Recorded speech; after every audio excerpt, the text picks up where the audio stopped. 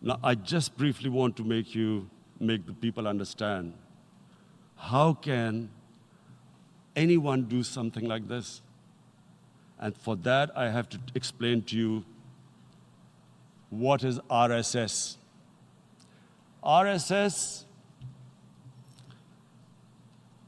Mr. Narendra Modi is a life member of RSS.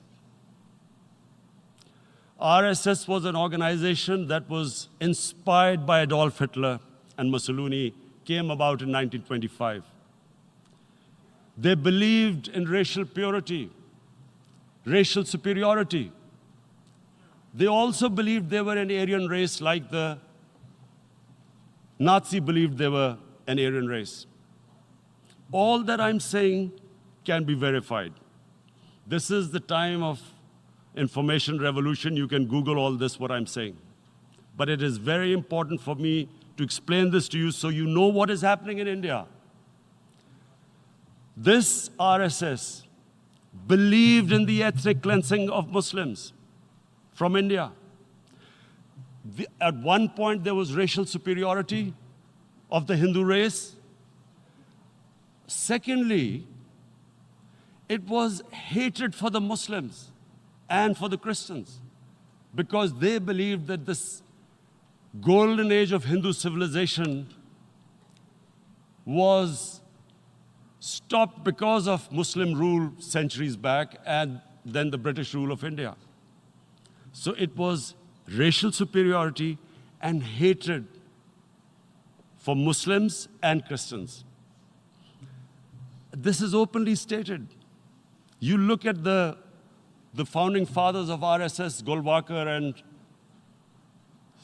Savarkar. Just Google them and you'll find out. And this ideology of hate is what murdered the great Mahatma Gandhi in 1948.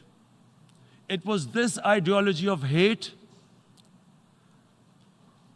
that made Narendra Modi in 2002 do a pogrom against Muslims in Gujarat when he was the chief minister. He allowed 3 days for these RSS goons who were inspired by the Hitler brown shirts. They actually wear brown shirts.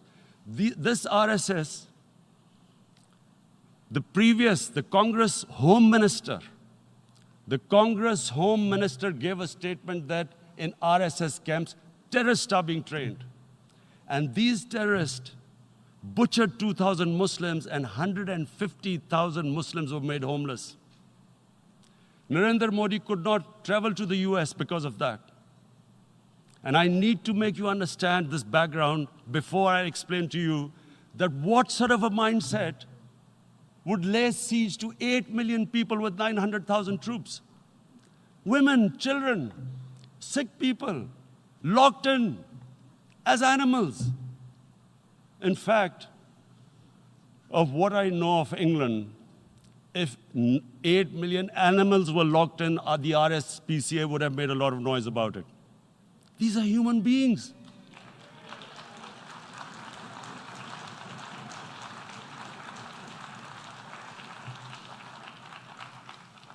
And Mr. President, what comes with racial superiority, these illusions of Aryan superior race, is arrogance. The two go together. And it's arrogance that makes people make mistakes and do stupid things. Cruel things like what Narendra Modi has done. It's sheer arrogance. And it's arrogance that has blinded him from the fact that what is going to happen when the curfew is lifted? Has he thought about it? This hasn't been thought through. What is he going to do when he lifts the curfew?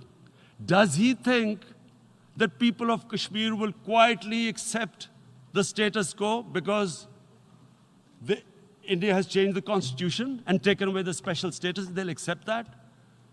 Mr. President, 100,000 Kashmiris have died in the past 30 years because they were denied the right given by the United Nations, the right for self-determination. 100,000 have died and 11,000 women have been raped. There are two United Nations human rights reports on this. The world hasn't done anything because India is a huge market, 1.2 billion people. Sadly, the material prevails over the human. But this has serious consequences.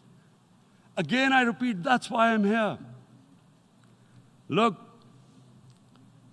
what is going to happen when the curfew is lifted will be a bloodbath.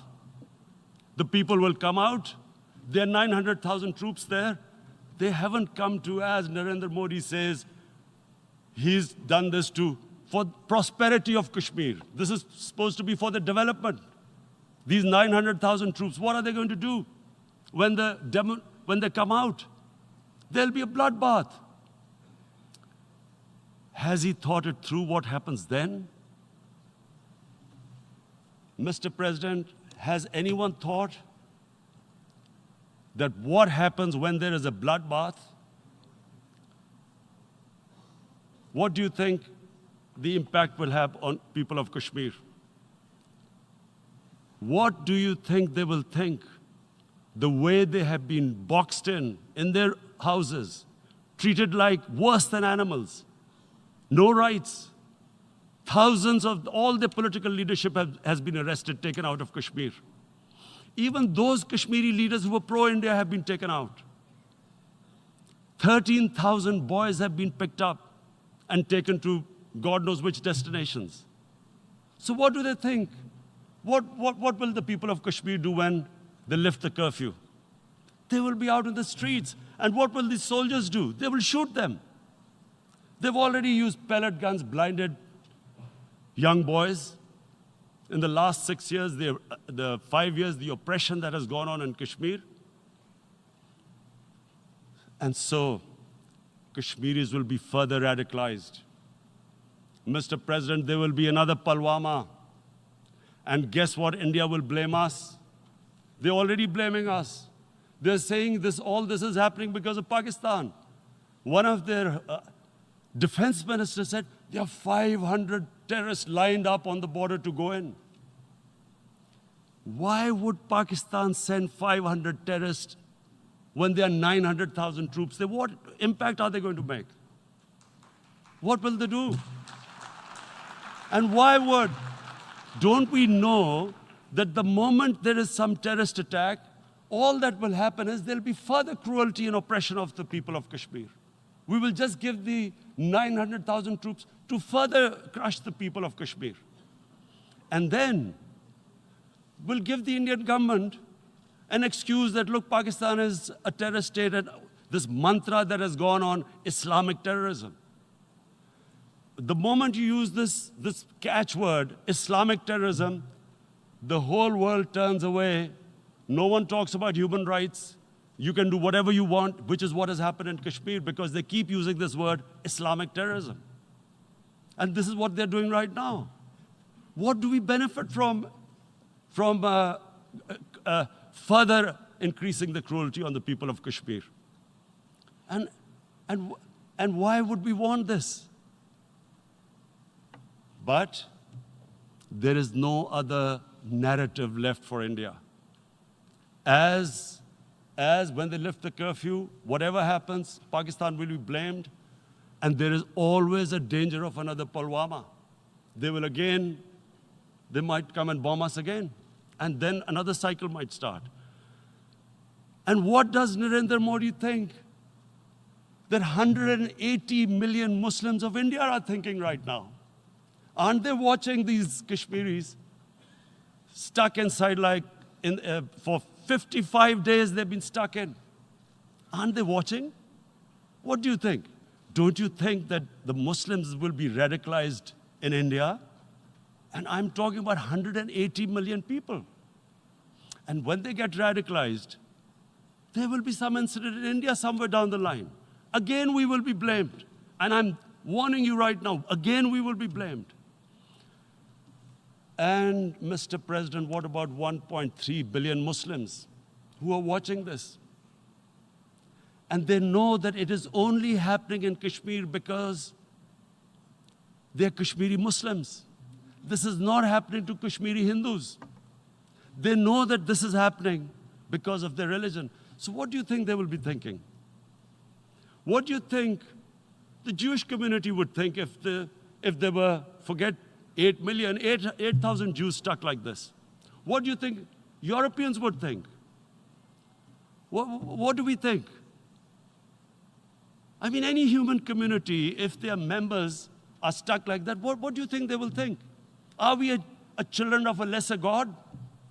Is it not going to cause us pain? And then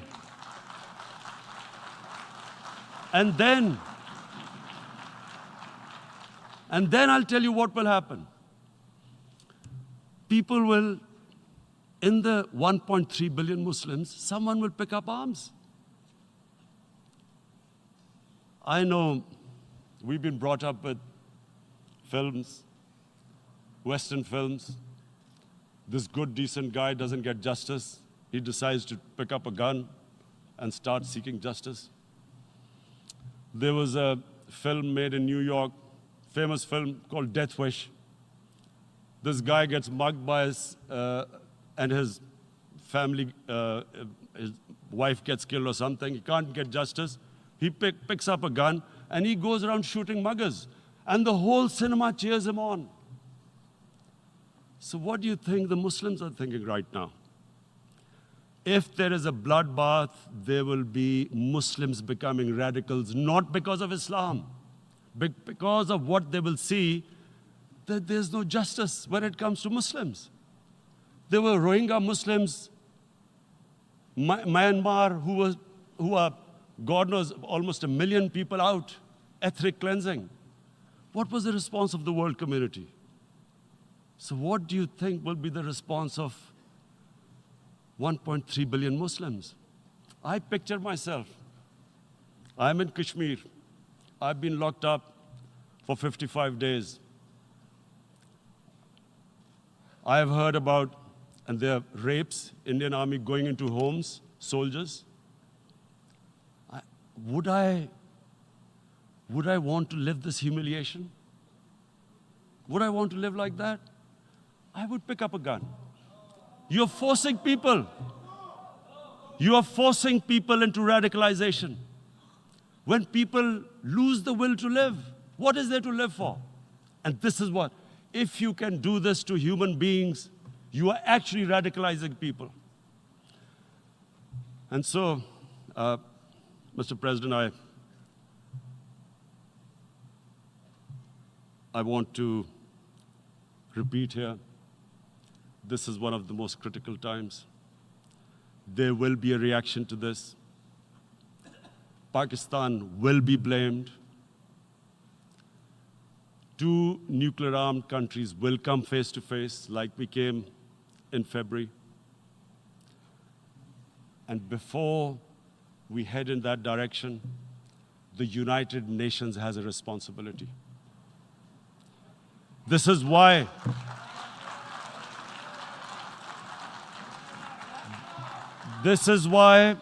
the United Nations came into being in 1945. You were supposed to stop this happening. I feel we are back to 1939, Munich. Czechoslovakia has been taken, annexed. What is the world community going to do? Is it going to appease a market of 1.2 billion, or is it going to stand up for justice and humanity?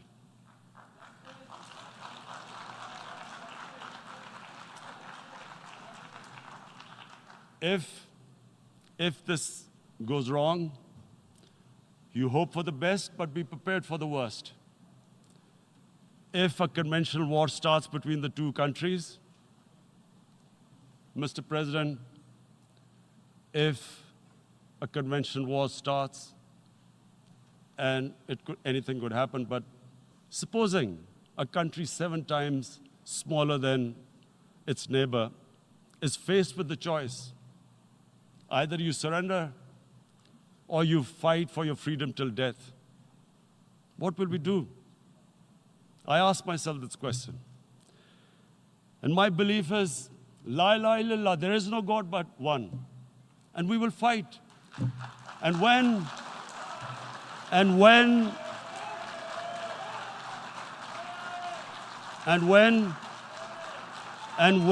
a nuclear-armed country fights to the end, it will have consequences far beyond the borders. It will have consequences for the world, which is why I repeat I'm here. Because I'm warning you, it's not a threat. It's a fair worry that where are we headed? And I've come here to tell the UN, you've got to, this is a test for the United Nations. You are the one who guaranteed the people of Kashmir the right of self-determination. They are suffering because of that.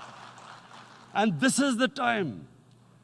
This is the time not to appease like in 1939 appeasement took place. This is the time to take action.